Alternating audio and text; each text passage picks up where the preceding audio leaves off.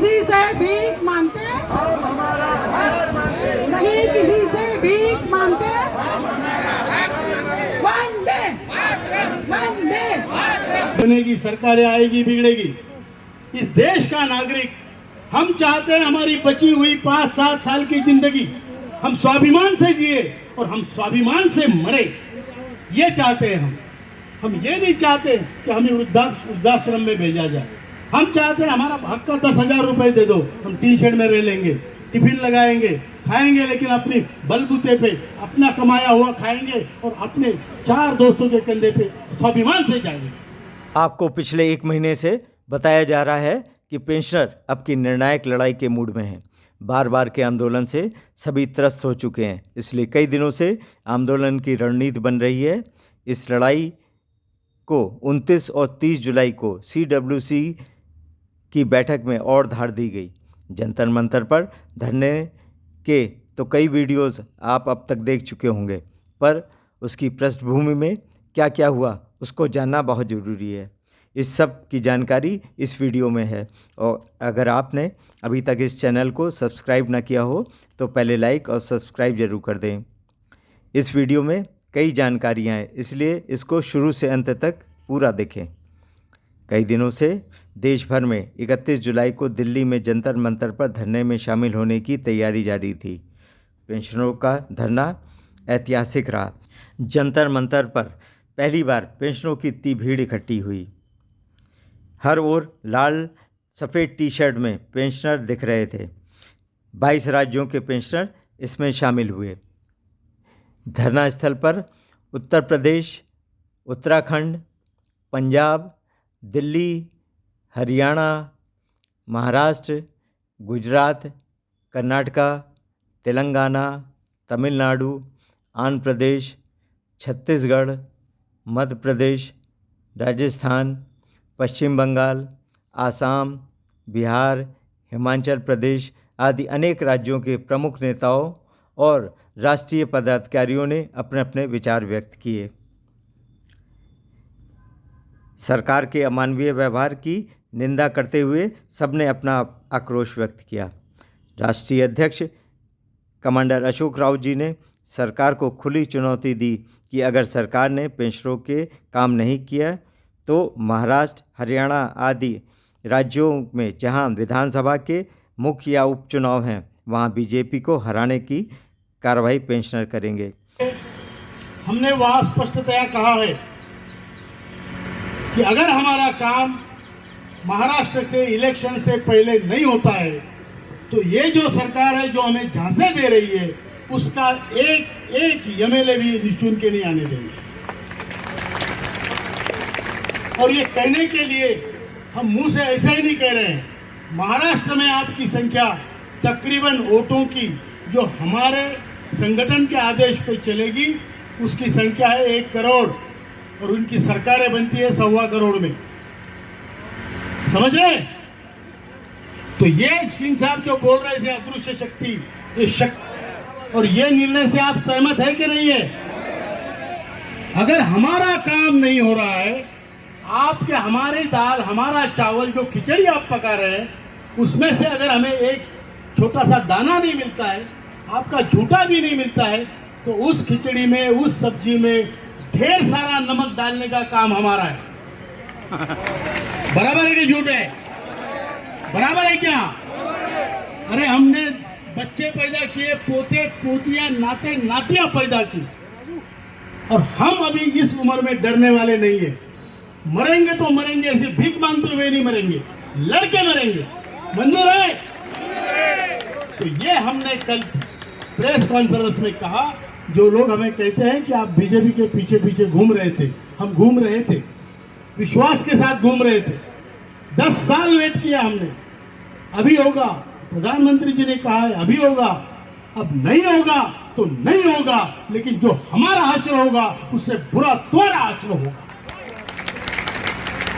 ये हमने स्पष्ट किया है कल के प्रेस कॉन्फ्रेंस में। जहां रोज 200 लोग मर रहे हैं तो आपको बाकी रेवड़ियां बांटने के लिए आपके पास पैसे। राष्ट्रीय महासचिव वीरेंद्र सिंह राजावत ने पेंशनरों से अपील की कि ये वो संगठित रहें क्योंकि विजयश्री नज़दीक है।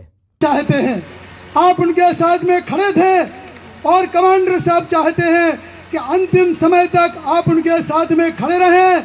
अब ये हमें यश प्राप्त करने का समय है, समय दिखाई दे रहा है। आपका श्रम समय पैसा बिल्कुल बर्बाद नहीं जाएगा। हम सभी जितने भी प्रभावशाली प्रतिभाशाली नेता हैं आपकी मांगों को पूर्ण करवाने के लिए कृत संकल्पित हैं। आज ये जो यहाँ से घोषणा हो रही है, ये बीजेपी सरकार को, भारतीय जनता पार्टी को अंतिम चेतावनी है, अंतिम चेतावनी है। आपने 2014 में हमारे पेट को मारा, हमारा पेट काट दिया, हम उस विषय में नहीं जाएंगे। जंतर मंतर पर धरने में महाराष्ट्र की विपक्षी पार्टियों के 12 सांसद पेंशनरों के समर्थन में शामिल हुए और उन्होंने कहा कि वो वायदा करते हैं कि संसद में यह मसला उठाएंगे और प्रधानमंत्री तक पेंशनरों का दर्द पहुंचाएंगे। धरना स्थल पर पहुंचने वाले सांसदों में शिवसेना उद्धव गुट के संजय देशमुख सांसद यावतमाल, नागेश आष्टीकर सांसद हिंगोली, बड़ूजी जाधव सांसद परभणी, राजा भाऊ बाजे सांसद नासिक, भाऊ साहेब वाकचौरे सांसद शिरडी, ओम राजे उर्फ पवन राजे निम्बालकर सांसद धाराशिव, कांग्रेस की डॉक्टर शोभाताई बच्छाव सांसद धुले, कल्याण राव काले सांसद जालना, छत्रपति श्री शाहूजी महाराज भोसले सांसद कोल्हापुर, एनसीपी शरद पवार गुट के भास्कर राव भंगरे सांसद दिंडोरी और शिवसेना के धैर्यशील मान प्रमुख रहे। आप हमारे माध्यम से अनेक आयुष है उसमें, जो माध्यम से हम संसद में सवाल उठाएंगे और उन्हीं माध्यम से मंत्री जी का ध्यान आकर्षित करेंगे, माननीय पंतप्रधान का ध्यान आकर्षित करने की कोशिश करेंगे। उसके बाद में भी हमारे जो विरोधी पक्ष नेता है राहुल गांधी जी, उनसे भी बात करेंगे, उनको भी बताएंगे कि ये तमाम लोगों का जो सवाल है वो आपको उठाना चाहिए, विरोधी पक्ष के माध्यम से भी दबाव लाने की कोशिश करेंगे।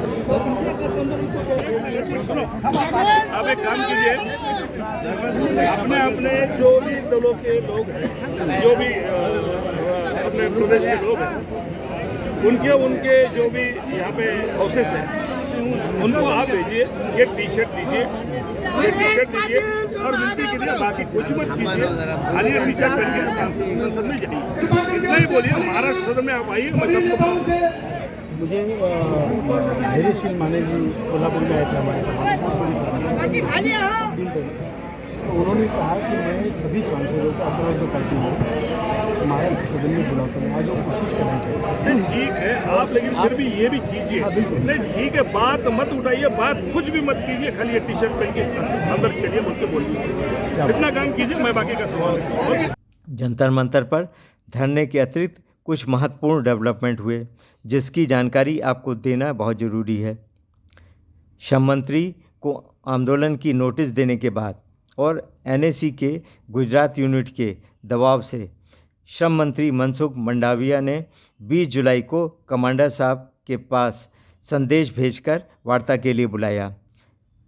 30 जुलाई को चल रही CWC मीटिंग के बीच कमांडर साहब अपने साथ राष्ट्रीय महासचिव वीरेंद्र सिंह राजावत और चीफ कोऑर्डिनेटर रमाकांत नरगुंड जी को लेकर श्रम मंत्री से मिलने गए।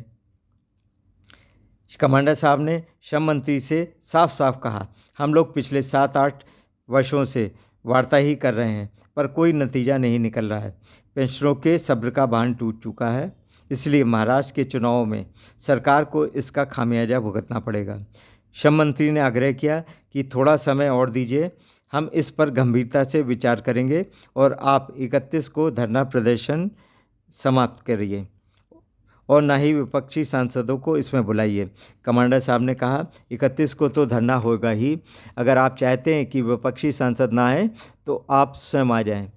पर उन्होंने कहा कि धरने में आने में हमारी असमर्थता है। फिर भी वार्ता पॉजिटिव रही और श्रम मंत्री ने कहा कि हम आपको शीघ्र ही दोबारा महत्वपूर्ण वार्ता के लिए बुलाएंगे।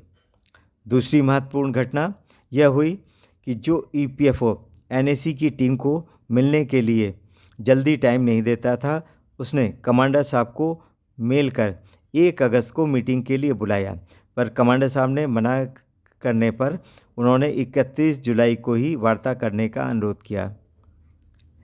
जंतर मंतर पर धरने की समाप्ति के बाद एनएसी की टीम ईपीएफओ मुख्यालय पहुंची, जिसमें राष्ट्रीय अध्यक्ष कमांडर अशोक राव जी, राष्ट्रीय महासचिव वीरेंद्र सिंह राजावत जी, राष्ट्रीय सलाहकार पीएन पाटिल, राष्ट्रीय सचिव राजीव भटनागर, राष्ट्रीय कोषाध्यक्ष बीएस नारखेड़े, राष्ट्रीय अध्यक्ष महिला फ्रंट शोभा आरस, राष्ट्रीय महासचिव महिला फ्रंट सरिता नारखेड़े शामिल थीं। वहाँ एडिशनल सीपीएफसी चंद्रमौली जी, अपराजिता जग्गी और शुभम अग्रवाल मौजूद थे। कमांडर साहब ने बताया कि श्रम मंत्री से वार्ता में यह बता दिया गया है कि पेंशन बढ़ाने में अगर टाल मटोल हुई तो महाराष्ट्र हरियाणा में हार का सामना करना पड़ेगा। इसलिए ईपीएफओ के अधिकारियों की जिम्मेदारी है कि वो पॉजिटिव प्रपोजल बनाएं। जब जो लोग कंट्रीब्यूशन नहीं देते उन्हें 3000 पेंशन मिल रही है, तो हमारे नियमित कंट्रीब्यूशन के बाद 1100-1200 पेंशन क्यों दी जा रही है, जबकि पेंशन फंड 98% बढ़ा है। मेडिकल सुविधा का प्रस्ताव अगर पहले से बना है तो अभी तक जारी क्यों नहीं हुआ है। संसद में प्रश्नों के भ्रामक उत्तर दिए जाते हैं, इसका कड़ा विरोध किया गया है और जांच भी कराई जाएगी। अब निर्णायक वार्ता होनी चाहिए। इसके लिए ज़रूरी है कि श्रम मंत्रालय, वित्त मंत्रालय और एनएसी की टीम आमने सामने बैठकर वार्ता करे और तत्काल निर्णय ले। इसमें काफ़ी मुद्दों पर सहमति बनी और त्रिपक्षीय वार्ता शीघ्र बुलाने का प्रयास हो। ईपीएफओ के अधिकारियों का कहना था कि हम पेंशन वृद्धि के पक्ष में हैं और अच्छी से अच्छी रिपोर्ट प्रस्तुत करेंगे। एक और महत्वपूर्ण घटनाक्रम हुआ। जंतर मंतर पर जो सांसद आए उन्होंने और महाराष्ट्र के जिन सांसदों से एनएसी टीम ने संपर्क किया था, उन्होंने पेंशनरों की दयनीय स्थिति को समझा। उसमें से कोल्हापुर से शिवसेना के सांसद धैर्यशील माने की पहल पर महाराष्ट्र के सभी सांसदों की बैठक 1 अगस्त को बुलाने का पत्र बनवाया, जिसे एनएसी टीम के माध्यम से सभी सांसदों को दिया गया। मीटिंग प्रातः 9 बजे संसद की कैंटीन में रखी गई। रात 12 बजे तक संसद चलने के कारण अनेक सांसद सुबह इस मीटिंग में नहीं पहुंचे। फिर भी विभिन्न पार्टियों के 12 सांसद मीटिंग में शामिल हुए। उनके नाम हैं: शिवसेना से मुरलीधर मोहाड, सहकारिता राज्य मंत्री; धैर्यशील माने, सांसद कोल्हापुर; संदीपर भुमरे, सांसद छत्रपति संभाजी नगर; बीजेपी से मेघा कुलकर्णी, राज्यसभा सांसद पुणे; स्मिता बाग, सांसद जलगांव; कांग्रेस से शोभा ताई बच्छाव, सांसद धुले; शिवसेना उद्धव गुट से भाऊराव साहब वाकचौरे, सांसद शिरडी; राजा भाऊ बाजे, सांसद नासिक; एनसीपी शरद पवार गुट से भास्कर राव भंगरे, सांसद डिंडोरी; सुरेश उर्फ बाल्या मामे महात्रे, सांसद भिवंडी; विशाल पाटिल, निर्दलीय सांसद सांगली के अतिरिक्त चंदकार हंडोरे प्रमुख रहे। उपस्थित सभी सांसदों ने तय किया कि जल्द ही महाराष्ट्र के सभी पार्टियों के सांसद दोबारा बैठेंगे और एकजुट होकर पेंशनरों की मांग सदन में तो उठाएंगे ही, प्रधानमंत्री से पृथक से इसी मुद्दे पर मुलाकात कर पेंशनरों की समस्याएं बताकर शीघ्र कार्रवाई कराने पर जोर देंगे। साथ ही श्रम मंत्री पर भी दबाव बनाएंगे। आपको पता ही है कि महाराष्ट्र में ईपीएस 95 पेंशनरों की संख्या बहुत अधिक है और इनके परिवारों को जोड़कर देखा जाए तो 1 करोड़ वोटर होते हैं, जो किसी की भी सरकार को बनाने में सहायक सिद्ध हो सकते हैं। इसलिए सभी पार्टियां अब समझ गई हैं कि इन पेंशनरों को अपने पक्ष में करना है, तभी सत्ता पर काबिज हो पाएंगे। एनएसी की भी यही रणनीति है कि विधानसभा चुनाव से पहले सरकार पर ज़्यादा से ज़्यादा दबाव बनाकर मांगें पूरी करानी हैं और अगर मांगें नहीं मानी गई तो अपने अपमान का बदला विधानसभा चुनाव में लेना है। यानी पेंशनरों की समस्याओं के हल का रास्ता महाराष्ट्र से ही निकलेगा।